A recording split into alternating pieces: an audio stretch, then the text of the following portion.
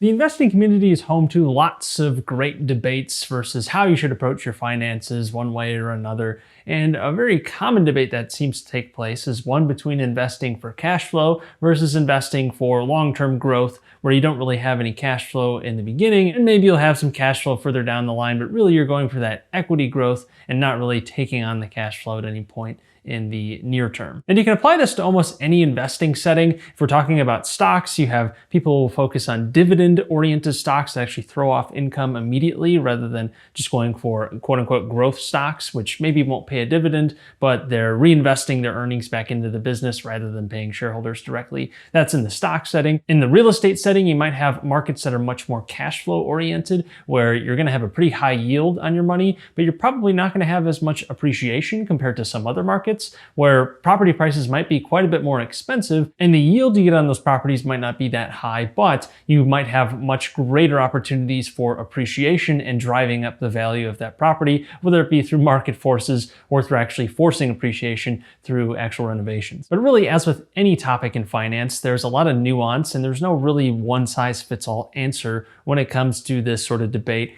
between investing for cash flow and investing for appreciation or equity. But I want to talk about some of the considerations you might make, or certainly the considerations that I'm making in my investment choices, and why I'm actually investing for cash flow more so than growth, even though I'm pretty early on in my investment career. We'll stick with the real estate example I was alluding to earlier because that's really what the core of my portfolio is focusing on, or really the most risk in my portfolio is in real estate. That's where I have the most debt and the most total asset value compared to my stock portfolio, which is significant in my portfolio, but compared to my real estate holdings, it's much smaller on a risk-adjusted basis. Now, a lot of people would argue that investing for cash flow, or really focusing on the yield that the thing you're buying is throwing off, is not a good idea early on in your investment career, especially because you have a lot of time to make up for any mistakes you might make. You're probably actually working a job and bringing in income that way. So wasting your time hunting for an extra $100 or $200 per month in cash flow is a waste of time. Instead, you should be going for the big growth opportunities that might not pay you for another 10 years,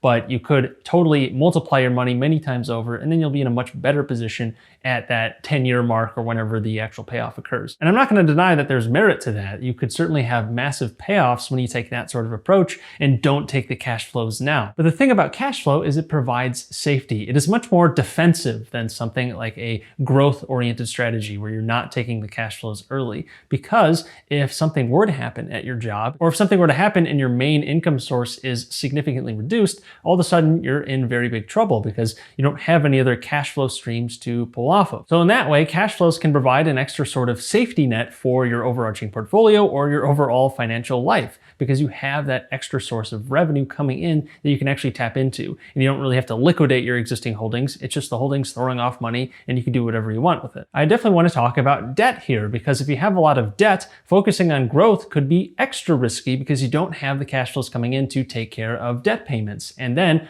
once again, if your income source suddenly dries up and you don't have that extra cash flow to back up on, all of a sudden you're in even bigger trouble and you got to pay those debts through something, whether it be liquidating when you don't actually want to, or actually just going into bankruptcy or something like that if you totally over leverage yourself. That is a bit of an extreme example, but it illustrates the point. Cash flow does provide safety in a variety of ways, and I think it provides some significant options too, in that, sure, maybe you don't have much growth potential in an individual investment, but you can still leverage that investment and can catapult the returns that way if you're focusing on higher yielding things. And that's totally up to your risk preference. After all, this video is not financial advice, and it's totally up for you to decide what you want to value the risk of the debt at, or the risk of whatever approach, whether it be the growth approach or the cash flow approach. It depends on your situation. But as for me, someone early in my investment career, I'm at about $100,000 net worth. That's significant, but it's still far from being financially independent and having that true safety net where if something were to happen to my active income, to my career as an attorney,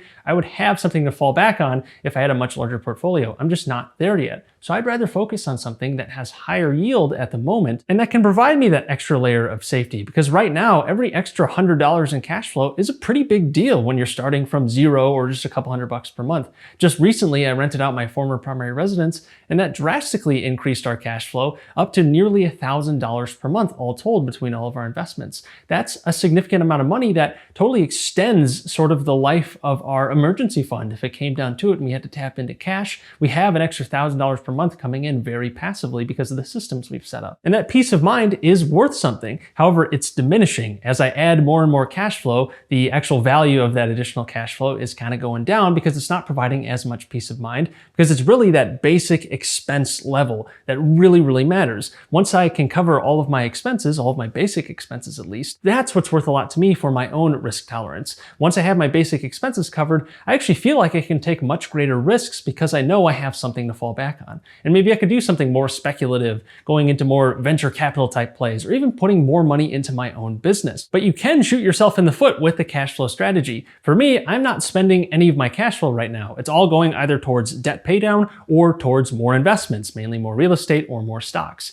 It's not being spent right now on lifestyle or anything like that. I pretend like it's staying within the investment, and in that way, it's like having a growth investment, since the cash flow is staying within the business, within the investment. It's not being taken out and spent. Now, there are potential tax consequences there of taking on cash flows, taking on dividends, because typically that's going to be some form of taxable income, but not always. Definitely talk with a tax professional. With real estate in particular, it's often very close to tax-free, or it's at least significantly discounted compared to what it would be if you were just taking it on as W-2 active income. And that would be at your marginal income tax rate. But of course, tax policy is always subject to change. So that's not necessarily going to be the same in the future, and that might change the sort of way we spin this debate. But while we're talking about taxes, if you have a lot of money coming in already in cash flow and you have a lot of taxable income, then you might not really care about adding more of that taxable income and making that tax bill much greater, in that a lot more of your money that's coming in is going towards taxes. You're not even getting to keep it in the meantime anyways. So you'd rather invest it into something, maybe you can depreciate it like a piece of real estate,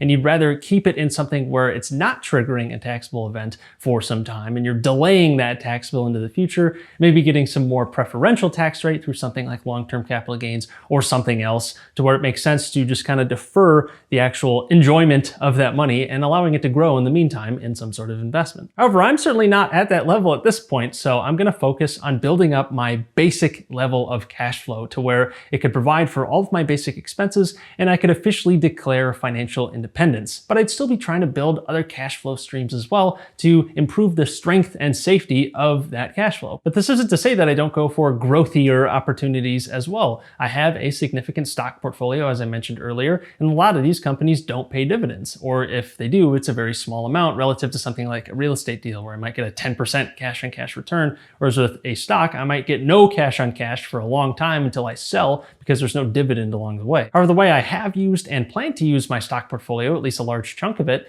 is as collateral to then leverage against that and buy higher income sort of assets like real estate. I did that with my primary residence recently so that I could move out of my old place. I used margin on my existing stock holdings to then go and finance the down payment. And then over the next few months, I paid back the margin, and now I'm back to square one. Only now I have an extra property and a lot more cash flow, and I never had to sell my stocks along the way. But in any event, once I have a significant amount of cash flow to where not only are my basic expenses covered, but I could finance a decent lifestyle, at least one that my wife and I would like to live for the medium to long term. Sure, that could go up over time, but just having that basic level in place, that is the biggest priority for us right now. We want to make sure that that can be covered by our cash flow. And then maybe we could pivot the strategy with our new investments towards more growth oriented things, or things that don't pay off a ton of cash flow in the short term, to try and get a higher long-term return with those assets that we purchase after we reach financial independence. But in any event, if there's a great investment out there, even if it doesn't have some handsome dividend or a huge amount of cash flow off the bat,